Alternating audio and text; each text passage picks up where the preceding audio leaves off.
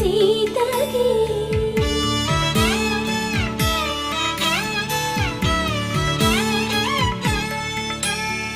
పుడతవి పునవేలు విడిచిన పుడమియల్లొడు రాముడే ఎడమ చేతను శివుని విల్లును ఎత్తిన రాముడే ఎత్తగలడా